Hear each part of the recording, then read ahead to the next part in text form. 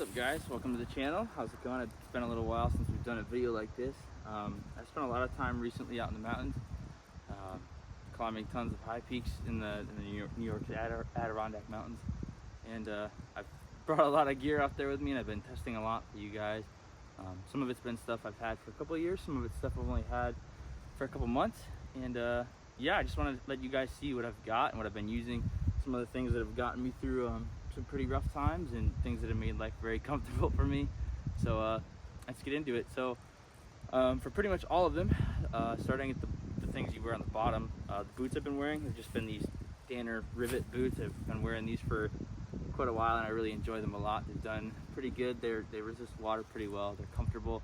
A lot of people say that they feel kind of stiff or tough, like walking on boards. I say that mine have been pretty comfortable. They resist water well, they dry out well, so I've enjoyed them. But yeah, the Danner rivet boots. For pants, I've got a couple of soft shell pants that I'm going to show you guys that I've been getting into. Right there, the one behind it. Right here, I've been using mostly Patagonia's PC level 5 pants. So let's get into these. These are their PC level 5 soft shells in AOR2. I like these ones a lot. They're not insulated or anything. They've got front pockets right here and ones on the side. Paired with PCU level 2 like grid fleece bottoms. These have gotten me down to, I believe, 20 below that I've been comfortable with them, and been able to effectively do my thing, you know, climb mountains, wick the moisture away from your body, keep you dry, keep you warm, resist wind. And yeah, so that's these, you know, level 5 pants right here. I have also been trying to find some civilian equivalents for you guys out there who aren't so much interested in the combat application or, you know, military surplus stuff. So these right here are the Arcteryx Gamma soft shell pants, and these are in black. These are pretty nice. I've used these a couple times on mountains where it's been with the wind chill all the way down to like -30. And these are actually, yeah, they're soft shell, but they have like an inner fleece lining. So these are very, very warm. I had these with level 2 grid fleece underneath, and I was cooking. I run warm anyway, so when you're choosing layers, you got to really know your body's physiology and how you can handle stress and how you can handle the environment. These were awesome pants, and they did well. Just with extra layers, they can be a little too much, but those are some of the other ones I've used. But underneath, I've really only worn the PC level 2 grid fleece, you know, the waffle bottoms, for those of you out there who know what those are. And I've used also PCU level 1 pants. So I'll pull those out in just a minute.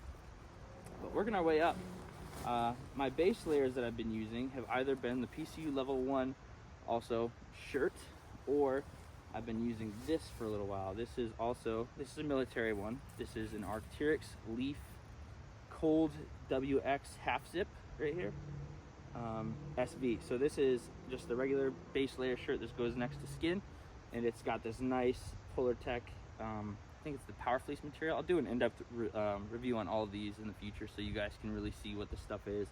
But this has been awesome. I've had that in -30-degree temperature and incredibly powerful winds. With this underneath my coat, I was completely warm, completely fine, as long as you know, layer properly and you actually size everything the way it should be and the layers work for you.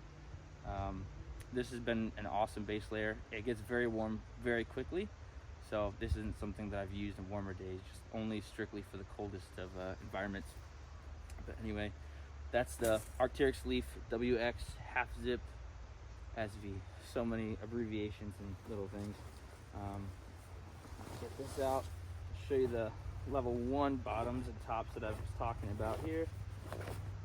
Right here. So most of my stuff is still packed from these trips. I just finished one not too long ago. It's warm here, but not there. So these are the level 1 bottoms right here. And these are both of these are by Beyond Clothing. So these are next to skin base layer, and then this is the Beyond level 1 top. What I like about these a lot is that they're made with some silver in them, so they're antimicrobial, antibacterial. You know, they wick the moisture from your body well. They help you dry out when you're putting out a lot of energy, and they do a great job at keeping you clean, and just the garment can be worn several times over after it dries, and it's not, because when you're out in the field or in any environment like that, you've only got what you can carry. So being able to reuse the same garment several times, it's a big deal, especially when it comes to dealing with, you know, high stress, sweat, and all that stuff. So those have been awesome, and like I said, I run hot when I'm doing these kinds of things, so those are pretty much my go-to top and bottom base layers. So anyway, the main coat that I've been wearing, this is actually going to be a highlight video soon. This is a jacket from ADK. This is their lightweight hoodie. It's just like a, you know, like a lightweight puffer jacket in multicam Alpine, and this has been my go-to for most of the winter. The multicam Alpine is absolutely awesome, but not only that, this jacket's done a very good job of keeping me warm when it's incredibly cold, because like I said, some of the temperatures have mostly ranged from about -30 to single digits. So this has been my go-to for all of that active and static you know, activity. So this jacket, ADK, I think it's the LV insulated hooded jacket. But anyway, we'll have a video on that coming soon. It's going to be very in-depth. I'm going to go over all the times I've used it. I've climbed several high peaks with it, and done a lot of time with it just this winter. So anyway, there's that. This is another thing from ADK that I've been using. This is one of their packing cubes. This has done pretty good for, you know, being able to stash all your garments and clothes, dirty clothes, clean clothes, kind of separating and organizing everything. So one of their packing squares. But some of the things that I wore around the campsite, these are pretty pricey pieces of equipment, but this is another one of the Arcteryx. You're going to see a handful of these. This is their Naga hoodie. I think this is the Gen 3, I believe. It's like a half zip, quarter zip, same Polartec Power Fleece. Or I'll do a review on this one coming soon. This has been a very big around the camp kind of thing, or, you know, warmer weather when I'm doing stuff like that outside. This has been a go-to. It's pretty good, pretty strong and warm, and you don't overheat in it when it's those temperatures. So Arcteryx Naga hoodie, Leaf Edition. And this one I believe you've seen before. This is another Arcteryx jacket. This is their Delta AR half zip. It's basically just a grid fleece top with a built-in balaclava, just like, you know, this one right here. But anyway, this has been another base layer / mid layer that I've used for helping moisture manage and stay warm in cold environments. This has been great. It's one of out of their Leaf line, so it's made for the military. I think we've seen 3 of them so far. This one, the Naga, and that base layer shirt. So their stuff is really good. It works very well. It's just pricey. So if that's not really your forte, you're just gonna save some money because it's pricey, like I said. But anyway, I think that's pretty much it for the garments. I did use, these are another thing for outerwear. This is also from ADK. These are their gaiters right here. So these are their they're just classic gaiters made with Cordura for keeping snow out when you're snowshoeing or whatever. And these have been my go-to for the entire winter. I put probably close to 100 miles on them of just snow, straight up snowshoeing. So these have been awesome. Spent plenty of time without gaiters on, but when I did, these are the ones I've been using. They're a little bit more heavyweight than some other gaiters out there, but they work very well. They're very sturdy and durable, and yeah, ADK gaiters. So I'm going to get into some of the tools I've been using, but let's start with my bags. This one right here is a Mystery Ranch Kodiak pack. This is not made anymore. This is it's an older bag that is not, there's not a whole lot of information on it. I found a post that Mystery Ranch did not too long ago about it, and I was like, that looks like a cool bag. So I dug around and I found one, and I've been testing it out for a little while now. It's a pretty good pack, and I'll have a video on it out for you guys in the future. It's got a lot of history behind it, but Mystery Ranch Kodiak. And then this is my go-to day bag. I'll probably be looking to replace it here soon. It's got a lot of years under it. This is 511 pack. I can't remember the name. I think it's the AMP 24 if I'm correct. But I've had this bag for quite a while, and I've been using it as like just my day bag, you know. So I've added a couple buckles on there for attaching equipment, stuff like that, and being able to attach it to a main bag, just like how the Marine Corps does their main pack and assault pack, connecting the two together. I did the same thing with most of my mystery ranch packs in this bad boy. So anyway, some of the tools I've got, these are just some black diamond ice axes. I always have at least one with me, just because you never know what's going to be on a mountain that's completely frozen. I've had to use these to climb up some pretty frozen over trails. I've had to use them to self-arrest, so always good to have at least one on a frozen mountain. Crampons, another pair of black diamond crampons right here. Black diamonds, they make really good alpine equipment, so just these crampons on the side, and I've been using those for a while. But anyways, these on the inside that you see sticking out have been my go-to snowshoes for the winter. These are they're awesome. These are the MSR Evo. They're just the trail version. I don't have the tails on them or anything, but I've gone through 2 to 3 feet of snow with these bad boys and put a lot of miles on them this winter as well. They've got nice teeth and spikes for holding on and digging into snow and ice. So these have also gotten a lot of wear, but I'm not gonna linger too long. We've got a lot to go through and I don't wanna waste your time. So anyway, for extremities, I have been using pretty much only these, my Outdoor Research Vigor Sensor heavyweight gloves. These have been perfect. Like I said several times, I run really warm doing any kind of outdoor activity. So your extremities are where you're gonna retain or lose a lot of heat, your hands, your feet, and your head. So a lot of times I don't have gloves at all, even when it's well below freezing, but when I do need gloves, these are it. And then for times when it's really cold and really wet, I'll throw these on over top.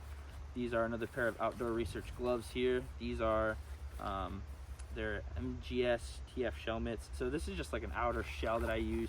They you can have liners, but they're trigger finger mitts, and these are really just what I wear over top of those smaller gloves.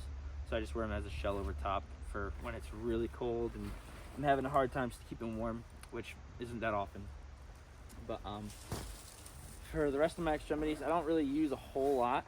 I don't use really special socks or anything. I like the Darn Tough socks.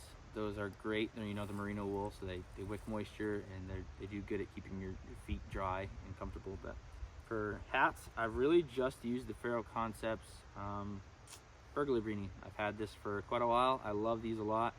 They're not always in stock. Sometimes you got to wrestle to find them, but incredibly reliable. They keep your head warm, and there's a single layer on top instead of a double layer of the grid fleece on the side, so that you can release as much heat as your body needs to. I just find it works best for me.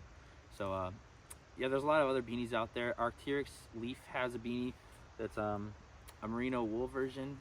I believe it's merino wool. It's just too light for me. There's a couple other ones out there that are a lot more lightweight, but I just don't think that they're really warm enough for me. And anytime that it's actually warm out, I've got some kind of ball cap on. So anyway, that's pretty much it for extremities and stuff like that. One set of equipment that I have been using, well, not really equipment, but garments. These are, I've had these for quite some time. This is Patagonia's Lost Arrow Nano Air, top and bottom. So they have a civilian version of the Nano Air clothes, jacket and pants, but I've had these for quite some time and I have grown to absolutely love their Nano Air pants. I wear these all the time. These are my go-to around the base camp pant. I've got these on pretty much if I'm not on the summit or not doing something that requires some kind of protection, you know, where I'm wearing shell pants or actual outdoor field pants. These are it, and I'll sleep in these. I live in these even at home. I love these things. They're so warm. And yeah, I'll have a very in-depth review on these coming soon. I'm going to compare them to the civilian version. I'm going to go over these individually and yeah, just deep dive on these. This is their Nano Air jacket. This thing is incredibly soft and warm and comfortable. It's just the match for the pants. So the insides are the same, the outsides, you know, it's just multicam. And just like that, it has a civilian counterpart that's slightly different. It's similar, but not the same. And I'm gonna do a deep dive on this one as well. But around the base camp, these have been my go-to. I love them a lot, very comfortable, very warm. And yeah, can't recommend those enough if you can find them, but they are very pricey. So yeah, let's dig a little deeper. I'm losing a little bit of daylight here. So for keeping my water warm, which is huge out there because your water will freeze, you won't have water and then you're in trouble. I use, this is an Outdoor Research water bottle parka. So you can just put your Nalgene in here, you know, just basic size. I think it's a 32-ounce Nalgene, and this will keep your water warm in very cold temperatures. And I've used it, like I said, to -30. This thing held on great. And then I also like to use, what is it called? I forget the brand. It's a larger water bladder. The Hydro Pack, yeah, the Hydro Pack bladders, 1,000 milliliter, 1 liter bladder. I'll actually stuff that in my Eagle Industries hand warmer, and then I'll cinch the top and bottom down like that so that the water stays nice and in here, and then it works kind of like just an old flask. You know, you can throw this over your body and then have it underneath of your coat. So if your coat doesn't have any inner pockets, you can just have this with the soft bladder close to your body so it stays warm. I've had both of these stuffed in that assault pack, you know, my day bag climbing the mountain, and after 12 to 15 hours out and about, this stuff stays warm. And, well, not so much warm, but it stays thawed, which is the most important part. So I'm not gonna go too much further into all this stuff. So one of the layering systems a lot of people follow is, you know, just base layer, mid layer, shell layer. This has been my shell layer. This is a civilian one. This is Patagonia's Torrent Shell 3L jacket. This is just, you know, basic 3-layer waterproof jacket that they have. And I've used this specifically for really inclement wind on the peaks of summits. If you know, my jacket that I'm having, my mid-layer puffer jacket, whatever you want to call it, can't keep up if the wind is cutting clean through the jacket, I throw this on and it blocks the wind. If there's a lot of snow coming down and it's starting to soak through whatever layers I have on top, throw this on. It's incredibly lightweight and packable. As you can see, this thing packs down really, really small. So this is, like I said, a civilian one. It's not anything crazy like the Lost Arrow line, but this has been a very, very big deal for me. So yeah, Patagonia Torrent Shell 3L jacket.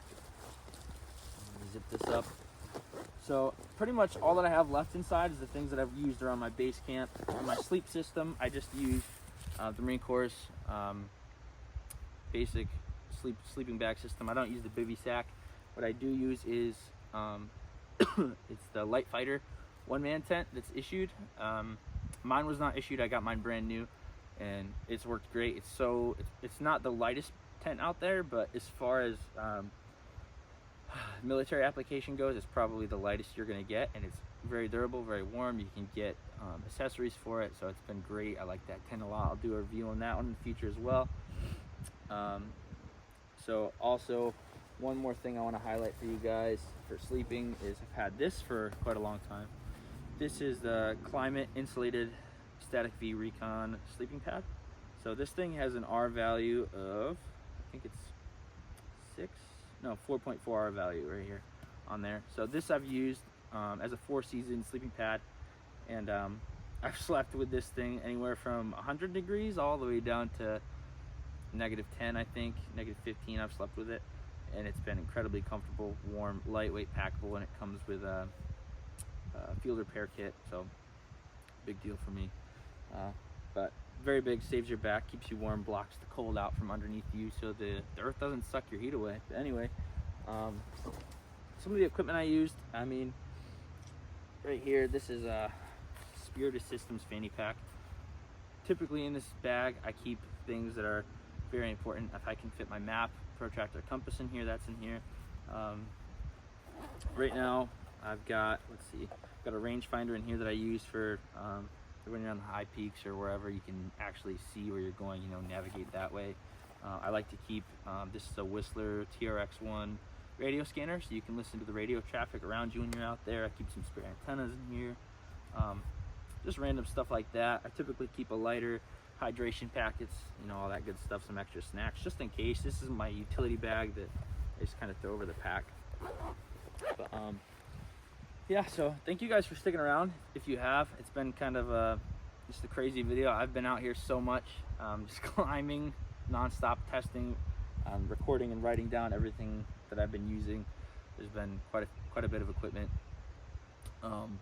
So I've got a lot of reviews coming up on all of this stuff. I'm gonna deep dive into Patagonia's Lost Arrow stuff, Arcteryx, Leaf, their whole line. I'm gonna go and do that out of gear jacket. I've got this pack, and then another one that I've been using even longer than this is the Mystery Ranch Overload pack. I'm gonna dive into that one. There's just tons of good stuff coming down the pipeline. So yeah, like I said, thanks for watching. Thanks for sticking around as long as you have. I really appreciate you guys checking out my videos and checking out my channel. I love doing this kind of thing, and I don't make any money off of any of this. I'm not sponsored or paid by anybody. This is just what I like to do. I love being out, you know, in the wilderness, in the mountains, and just climbing, doing whatever, living that way. It's a great way to live. So everything that I talk about is things that I've learned from experience and time that I've spent out here. So anyway, yeah, thanks for watching. Thanks for checking out the video.